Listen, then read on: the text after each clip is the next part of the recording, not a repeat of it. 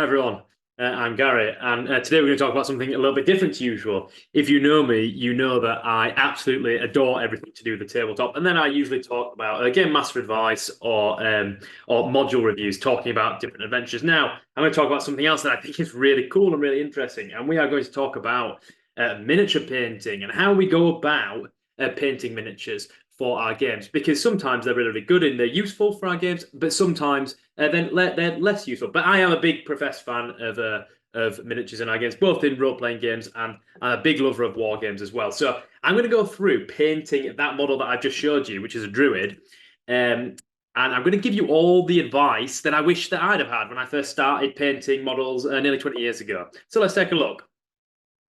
Right. So this is the model that I chose to paint. It's actually a wizard model, and it's from Reaper Miniatures. It's metal. I always think that player character miniatures should be metal. There's a weight and a kind of momentum to them. And what I'm doing here is that you got when they cast metal models, they spray the mold off them with a mold release. It's kind of like a grease. And all I'm doing is taking some warm soapy water. It needs to be quite warm, but not burning or anything. And I'm just scraping it with an old toothbrush. All that'll do is it will remove the mold release from that kind of grease from the model. If you don't do this, what will happen is that the model will end up, the paint that you put on it will just chip off. It won't stick to it properly. So you've got to spend a little bit of time. Doesn't take too long, but just do that before you make a start. Then just dab it down with a bit of kitchen roll, bit of paper towel, and we've got to wait for it to dry.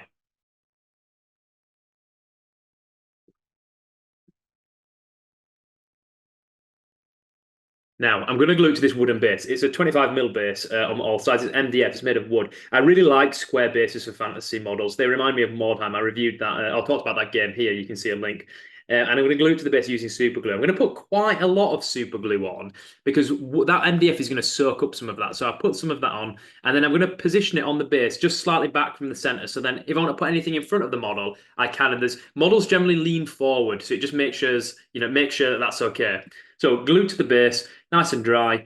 What I'm going to do is I'm going to put my basing aggregate down before I prime the model. I'm going to take an old brush and a bit of PVA. I use tacky glue because it's like PVA, but really, really, really thick. Now, this isn't always the best for applying aggregates, but it's not so bad for doing it, for such a small kind of model. I'm not doing a piece of terrain. So just going to stick that straight on there. And then with that old brush, all I'm going to do is spread it around. And I'm just going to get the model nice and ready to put some aggregate on, to put some small stone, some sand on, which will just kind of blend all that in and make the base a little bit more interesting. A good base can really help make a model and make it more visually appealing. It also can help create a bit of uniformity between different models within the same kind of set. So this is a player character model. The other player character models in this set, this is the last one. I'm doing the same. So I've applied that glue, and now I'm just going to put it in this little Tupperware box that I have. As you can see, it's got like little different size aggregate in it. And all I do is dip that in there and then shake off the excess and just use my finger once I've done that to just scrape away any kind of excess that might have got stuck to the side of the base, because we don't want that there. And we can get it off at this point. And then I'm just going to leave that to dry for a little bit. Now I'm going to spray it off camera and bring it back. I'm going to do two different tones of the spray paint. I'm going to do a light grey, and then I'm going to do a white straight from the top. We call that a zenithal spray, or a zenithal primer, or a zenithal highlight. And the reason it's called zenithal, a zenith is the highest point of something, so the highest point of the sun. So it's the lightest on the top, as though the sun was shining directly on it. You can see there that I've done it. And the reason I do that is, one, the spray paint will help the aggregate adhere a little bit more. It'll seal that a little bit, but also it gives me some natural tone. It's darker in the recesses and it's lighter on top. And it helps with the particular type of paint I'm going to use. I'm going to start on the cloak. Now, I'm going to use Games Workshop's contrast paints. You can see the colour there, Mantis Warrior Green. And I'm going to go through this process a couple of different times. They're contrast paints. That's a specific type of paint. Sometimes, the name of that is different depending on the brand. Army Paint, I call it speed paint. And all I'm going to do, the thing about a contrast paint is that it's not like a normal paint. It flows really, really, really well, and it's highly pigmented. So as you can see, it's flowing into the cracks, and the higher areas, the raised areas, are automatically being highlighted. Now, I'm not a professed brilliant painter. Actually, It's being aware that there's lots of different things that you can do in order to improve the quality of the model. That isn't just kind of spending more time with the brush, which, by the way, is the way you improve in painting. That's the number one way, is just spending lots and lots of time doing it. But using contrast paints or army painter speed paints, if you're going to use army painter speed paints to do a model, I'd use the 2.0 version, the second formulation. You can see it flows into the cracks. The darker areas are automatically highlighted. And actually, even just after one coat, it doesn't mean we're not going to do any highlights or anything, but it does mean that we've got a really, really, really good kind of shift from a kind of darker to a mid-tone to a light, automatically baked into the model. So I do that kind of exterior cloak, this slightly lighter green. It reminds me of things like Wood Elves from Games Workshop in the 1990s. It's really bright, it's really, really fetching, and it'll be really readable on the tabletop as a kind of something that's exciting. And then I'm going to do the other elements of the cloak. I'm going to do the hood, a kind of slightly darker green. Again, a contrast paint.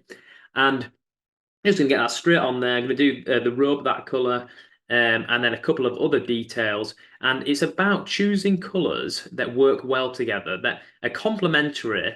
It doesn't necessarily mean that I've got to do all of the colours green. Actually, there's going to be some browns, but I've decided that I want vibrant, summery colours that are, for the most part, going to be very natural colours. Greens, browns, kind of tans, those sorts of things. So I'm going to do the hood. And then there's just a detail on the front. There is the robe at the front that I just want to get that on there as well.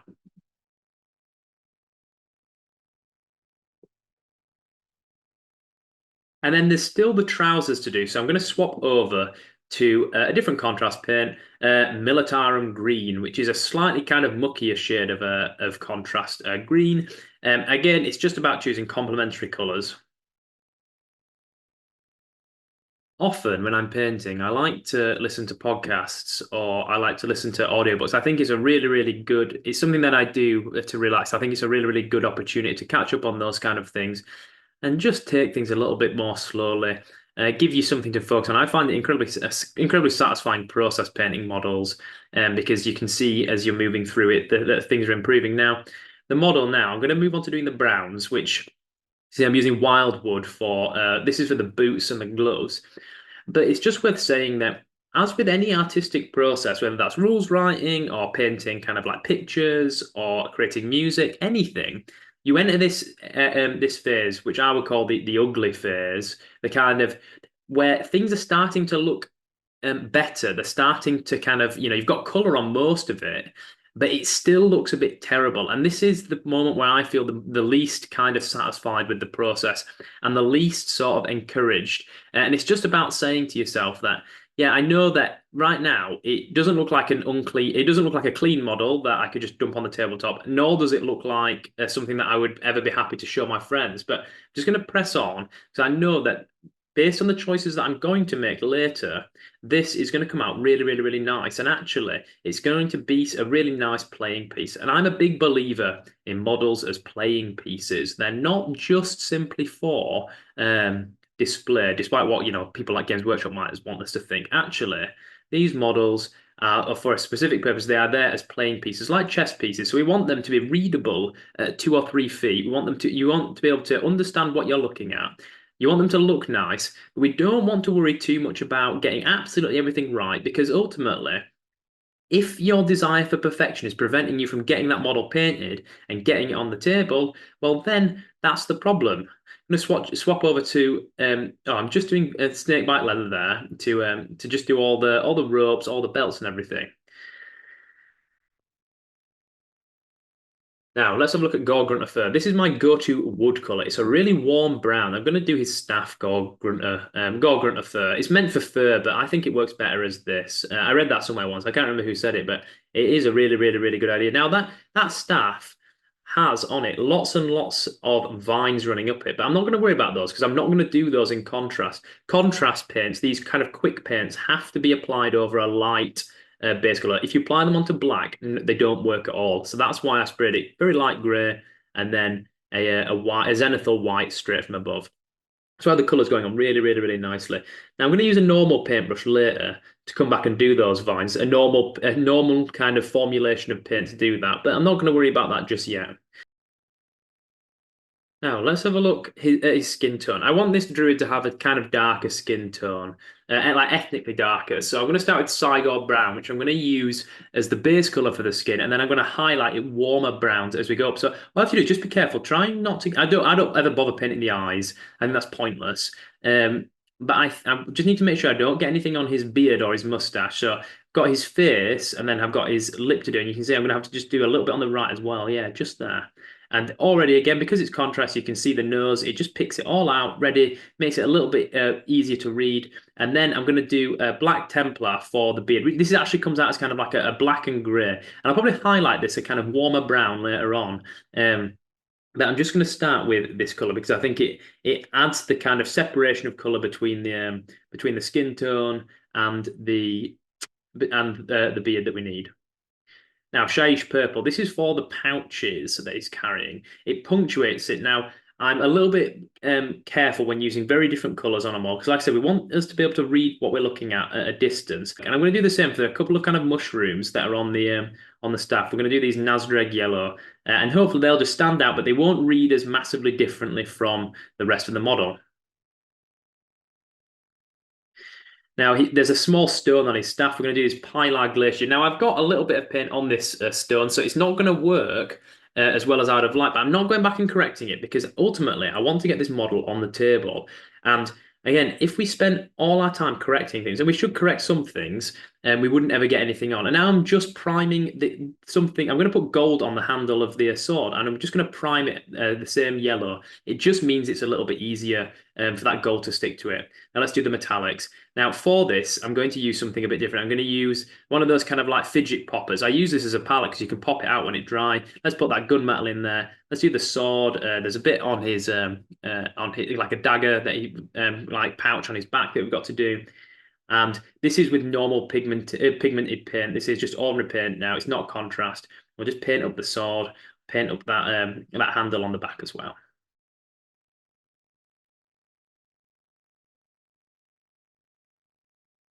He's also got a couple of brooches. I'm just going to highlight the face very, very quickly, slightly lighter brown. Might be a little bit difficult to read it at that distance. Now, let's go back to those vines. Now they've dried, I'm going to use angel green and just pick out those small bits of vine that move up and down. It's a little bit dark, but what I'm going to do is I'll come back and highlight this a lighter green later on. All I have to do is just pick them out so far and just make sure I've got all the vines covered. And it just adds a little bit of detail, a little bit of kind of like eye candy to the staff, and helps this read as I want it to read, which is as a druid. And obviously, as I said before, this model's actually a wizard model, so it's nice to kind of be able to do this, to have this kind of motif of naturalism and nature. There we go. That is more or less all of our base colors down. And just before we do what we need to do next, I'm going to very, very quickly dry brush. Now, this brush is a dry brush. So it's like a bulb-shaped brush, and I'm just going to use it. I'm going to wipe most of the paint off. That's what dry brushing is. It's applying a very small amount of paint on raised areas, but I'm going to use it to stipple onto the back of the robe some browns. I'm going to start with quite a dark brown, and then I'm going to move up into some lighter colours. And all that does is, again, it's just about deciding what level of depth of colour are we satisfied with, because this is a character model, so we want to put a bit of extra time and effort into it. But again, we're not going to spend 40, 50 hours on this. We're going to spend 2 hours maybe, just to get something that is acceptable. Now I'm going to do exactly the same thing again, but with leather brown. Now leather brown is going to be the same color as the base. When the base is finally painted and that white's gone, it's going to be leather brown. So this is the color that most accurately matches the ground that it's going to be.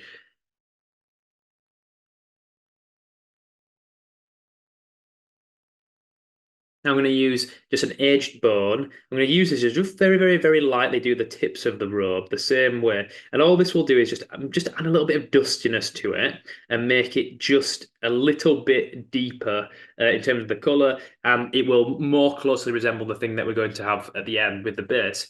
Now, what we're going to do is we're going to wash it with Army Painter Strong Tone. This is a lacquer, and we need to be careful when applying this. It comes in a big pot. You're supposed to dip it. You would never do that. That's absolutely absurd. We're just going to paint it on. The reason we're doing this is one, it will using a wash homogenizes all the colors. It makes them more similar and gets rid of the harsh contrasts between the harsh kind of changes, transitions between the two colors.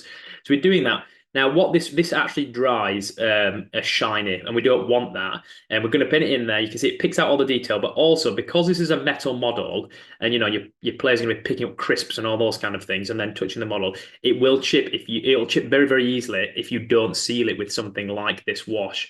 So I left it overnight to dry, and that's what it looks like. It's really, really, really bright. And we are going to get rid of that shininess. But first of all, let's do our highlights. So I'm going to take a light green and pick out those vines because, as I said before, the color that I've used on them is just a little bit too dark. And actually, at that distance that we're talking, 2-3 feet, they don't read as vines. They just read as kind of darker spots. So we're going to put that on. And we're also going to use this kind of lighter green. I'm going to put it on the hood and highlight the hood. It's called edge highlighting, and it's because you paint the edges. You're using the edge of the side of the brush, and you're just picking out those. And all it does is just, again, add a kind of extra tone to the color and stops everything from kind of looking washed out and exactly the same. That's what can sometimes happen when you apply a wash, is that it over homogenizes the color. So you've got to paint some of the highlights back on. And then I'm actually going to use yellow on the main robe area. Now, yellow generally, when talking about miniature paints, is a low opacity color, at least in all the ranges that I've seen. I'm just going to edge highlight these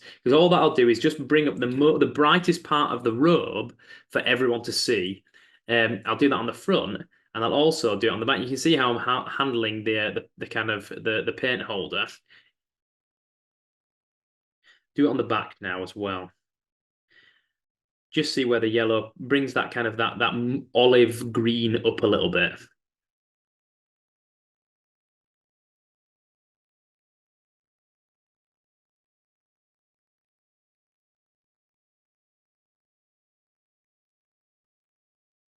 So that's our model more or less painted. And what I've gone and done is I've gone and sprayed it with Army Painter's anti-shine spray, and that just takes away that kind of like glossiness from the wash. And now all I'm using is that leather brown that I used on the back of the robe, and I'm just going to paint that all over the base and just get that color right on there. It's got to color match because otherwise there's a disparity between how your base looks and how the kind of like the mud on your cloak looks. So I'm just going to paint that all around there.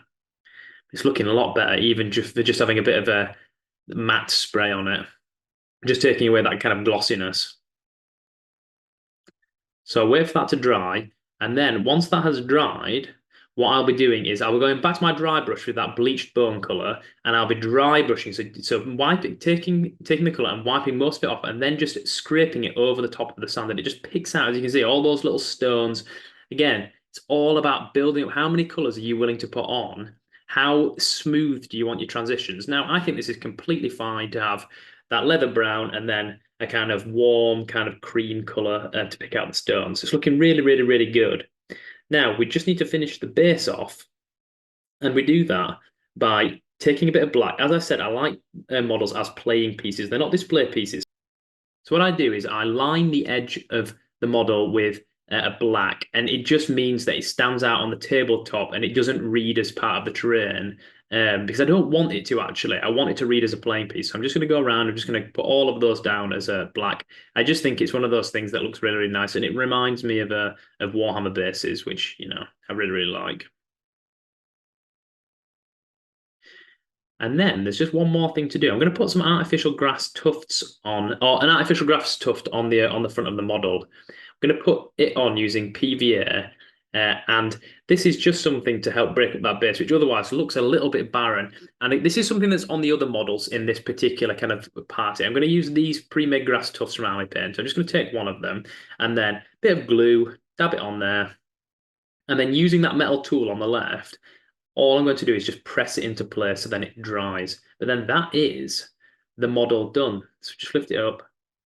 On there, they come with a bit of glue on the bottom of them, but they're not particularly helpful. So I just put some extra glue on. Just going to press that down with a sharp tool so it sticks. PVA will dry clear, so if there is any of that white, it'll be gone. And then that is our model.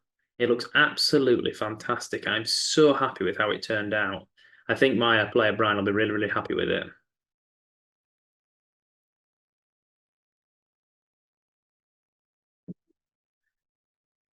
So that is him. That is how I would go about painting a model. And there's a couple of things that I did there that I would only do when painting a character model. Because if I was painting line infantry for something like Warhammer the Old World, I don't have the same amount of time and requirement to spend as long on every single model. But if you are painting a character model, you should spend a bit of time and make sure you get it right. Make sure that the basing is done. And that you've got those kind of like those quality of life things, because it's a model that characters are not just going to look at for 20 minutes. It's not even the same as monster models for D&D. It's actually it's a model that people are going to look at for hours and hours and on end. And miniatures act as a kind of campfire object sometimes for players. They kind of look at them, they idealize what their role in the game is. And I think it's really, really, really helpful to have them. I think it helps everyone imagine the same thing. So that's what I would do. I hope that was helpful. I hope that what I've done there is shown you all the things that I wish I'd have been shown when I was just starting out painting, or even if you're a bit more experienced, just accepting that you can get something that looks really, really good without spending hours and hours and hours on it, and understanding that the best thing to do to improve is just keep doing miniature painting. I know that this isn't perfect. I know there's mistakes on it, but I know that my players are going to be really, really happy with it. As ever, like and subscribe, do all that good stuff. But thank you for listening. Thank you for watching. I appreciate this video is a little bit different from usual. I'm Gary. I'll see you again soon. Thank you.